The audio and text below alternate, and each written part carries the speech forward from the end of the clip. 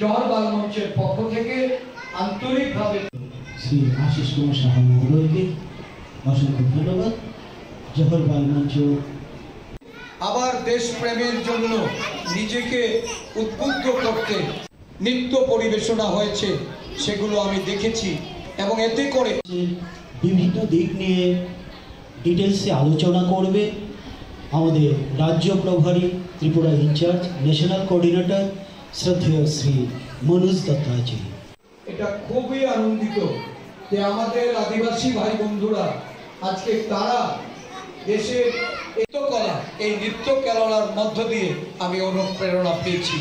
আমি সমস্ত, কারণ আমি এখানে বসে বসে কয়েকটা দেশাত্মবোধক আমাদের যে সঙ্গীত ভাবে তৈরি করার যে প্রয়াস তারা নিচ্ছে, এটাকেও আমি সাধুবাদ জানাই। আমাদের এই জহর বাল মঞ্চ স্বাধীনোত্তর ভারতবর্ষের মনীষীদের এবং স্বাধীনতার পরবর্তী ভারতবর্ষের বিকাশে যে ভূমিকা আমাদের দেশে রাষ্ট্রনায়কদের, তাদেরকে তুলে ধরে তারা আগামী দিন যেন তারা বেড়ে উঠে একটা দেশাত্মবোধক মনোভাব নিয়ে তারা যেন কাজ করে এবং দেশের যে মূল ধর্মনিরপেক্ষতার ভিত্তি, কারণ শিশুরাই একমাত্র সেখানে সবচেয়ে বড় ভূমিকা নিতে পারে। কারণ শিশুকালে তাদের মধ্যে কোনো জাতের বৈষম্য, বর্ণের বৈষম্য, সাম্প্রদায়িক ভেদাভেদ তাদের মনে এটা কখনো দানা বাঁধতে পারে না। একটা স্কুলে যখন ছাত্ররা যায়, বিভিন্ন ধর্মের মানুষ, বিভিন্ন জাতের মানুষ, বিভিন্ন বর্ণের মানুষ তারা একত্রিত হয়ে লেখাপড়া করে, তাদের খেলাধুলা, সাংস্কৃতিক চর্চা তারা সেখানে একত্রিত হয়ে পড়ে। তাদের মন থাকে অত্যন্ত পরিষ্কার, সেখানে জাতের ভেদাভেদ তাদের ভেতরে থাকে না, ধর্মের ভেদাভেদ থাকে না। তারা জাতীয়তাবোধে আবদ্ধ হয়ে সবাই ঐক্যবদ্ধভাবে এই ভারতবর্ষের যে মূল প্রেরণা স্রোত, এই ধর্মনিরপেক্ষতা, সমানতা আর অহিংসা, এই স্রোতে তারা সকলকে তারা সেখানে ভাসিয়ে দিতে সক্ষম হয়।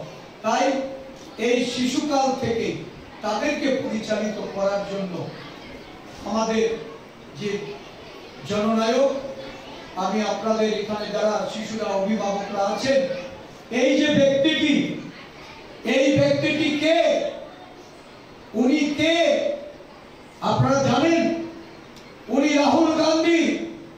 যে রাহুল গান্ধী আজকে দেশব্যাপী জনজাগরণ করে তুলেছেন, সংবিধানকে বাঁচানোর জন্য যিনি লড়াই করছেন, দেশের সমস্ত আদিবাসী, দলিত, পশ্চাৎপদ, অতি পশ্চাৎপদ, সংখ্যালঘু অংশের মানুষের জন্য যিনি রাস্তায় নেমে লড়াই করছেন, দেশের সংবিধানকে বাঁচিয়ে দেশের সমস্ত নাগরিকদের একটা জাতীয় স্রোতের মধ্যে পরিচালিত হওয়ার জন্য যিনি উদ্বুদ্ধ করতে চাইছেন, সেই ব্যক্তিটি হলেন এই রাহুল গান্ধীজি।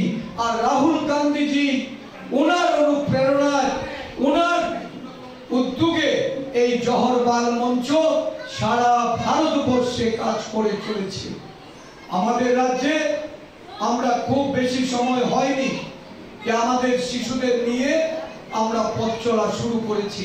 শুনলে অবাক হবেন, এই কেরালা রাজ্য, যে কেরালায় এই জহর বাল মঞ্চের সূচনা, এই জহর বাল মঞ্চের আজকে কেরালা রাজ্যে প্রায় 3 লক্ষর উপরে শিশুরা এই জহর বাল মঞ্চে তিতলি ইউনিটের সদস্য রূপে তারা পরিগণিত হচ্ছে এবং তাদেরকে নিয়ে এই ভারতবর্ষের যে নতুন পথ চলা, নবীন প্রজন্মের যে পথ চলা, কৃষ্টি, সংস্কৃতি এবং আমাদের ঐতিহ্যকে বাঁচানোর জন্য আমাদের যে লড়াই, এই লড়াইটা রাহুল গান্ধীজির নেতৃত্বে সারা দেশব্যাপী সংগঠিত হচ্ছে। সম্মানিত অভিভাবক মণ্ডলী, আমি আপনাদের ধন্যবাদ জানাই, সাধুবাদ জানাই যে আপনারা এগিয়ে এসেছেন।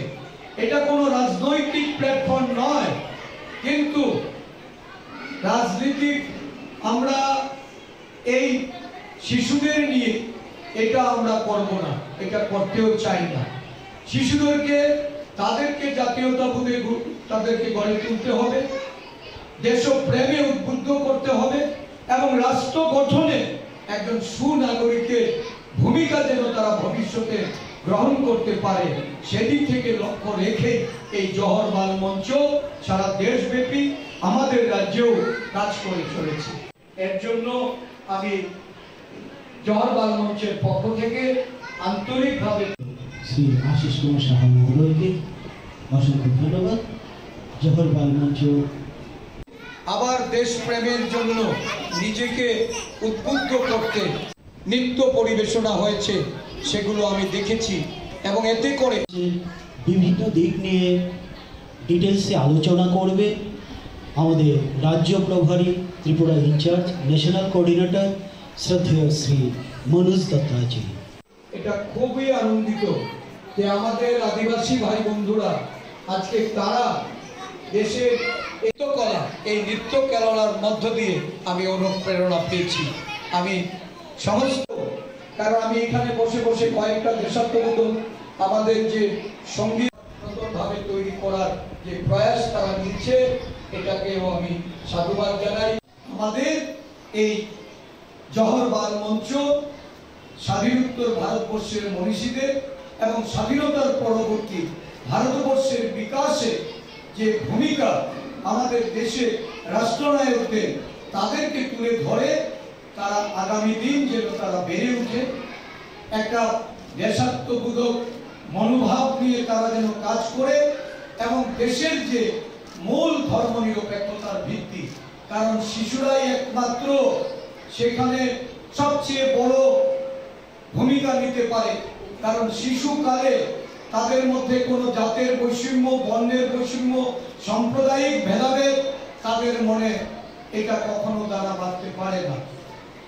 একটা স্কুলে যখন ছাত্ররা যায়, বিভিন্ন ধর্মের মানুষ, বিভিন্ন জাতের মানুষ, বিভিন্ন বর্ণের মানুষ তারা একত্রিত হয়ে লেখাপড়া করে, তাদের খেলাধুলা, সাংস্কৃতিক চর্চা তারা সেখানে একত্রিত হয়ে পড়ে। তাদের মন থাকে অত্যন্ত পরিষ্কার, সেখানে জাতের ভেদাভেদ তাদের ভেতরে থাকে না, ধর্মের ভেদাভেদ থাকে না, তারা জাতীয়তাবোধে আবদ্ধ হয়ে সবাই ঐক্যবদ্ধভাবে এই ভারতবর্ষের যে মূল প্রেরণা স্রোত, এই ধর্মনিরপেক্ষতা, সমানতা আর অহিংসা, এই স্রোতে তারা সকলকে তারা সেখানে ভাসিয়ে দিতে সক্ষম হয়। তাই এই শিশুকাল থেকে তাদেরকে পরিচালিত করার জন্য আমাদের যে জননায়ক, আমি আপনাদের এখানে যারা শিশুরা অভিভাবকরা আছেন, এই যে ব্যক্তিটি, এই ব্যক্তিটি কে? উনি কে আপনারা জানেন? উনি রাহুল গান্ধী। যে রাহুল গান্ধী আজকে দেশব্যাপী জনজাগরণ করে তুলেছেন, সংবিধানকে বাঁচানোর জন্য যিনি লড়াই করছেন, দেশের সমস্ত আদিবাসী, দলিত, পশ্চাৎপদ, অতি পশ্চাৎপদ, সংখ্যালঘু অংশের মানুষের জন্য যিনি রাস্তায় নেমে লড়াই করছেন, দেশের সংবিধানকে বাঁচিয়ে দেশের সমস্ত নাগরিকদের একটা জাতীয় স্রোতের মধ্যে পরিচালিত হওয়ার জন্য যিনি উদ্বুদ্ধ করতে চাইছেন, সেই ব্যক্তিটি হলেন এই রাহুল গান্ধীজি। আর রাহুল গান্ধীজি ওনার অনুপ্রেরণায়, ওনার উদ্যোগে এই জওহর বাল মঞ্চ সারা ভারতবর্ষে কাজ করে চলেছে। আমাদের রাজ্যে আমরা খুব বেশি সময় হয়নি যে আমাদের শিশুদের নিয়ে আমরা পথ চলা শুরু করেছি। শুনলে অবাক হবেন, এই কেরালা রাজ্য, যে কেরালায় এই জওহর বাল মঞ্চের সূচনা, এই জওহর বাল মঞ্চের আজকে কেরালা রাজ্যে প্রায় 3 লক্ষর উপরে শিশুরা এই জওহর বাল মঞ্চে তিতলি ইউনিটের সদস্য রূপে তারা পরিগণিত হচ্ছে এবং তাদেরকে নিয়ে এই ভারতবর্ষের যে নতুন পথ চলা, নবীন প্রজন্মের যে পথ চলা, কৃষ্টি, সংস্কৃতি এবং আমাদের ঐতিহ্যকে বাঁচানোর জন্য আমাদের যে লড়াই, এই লড়াইটা রাহুল গান্ধীজির নেতৃত্বে সারা দেশব্যাপী সংগঠিত হচ্ছে। এর জন্য আমি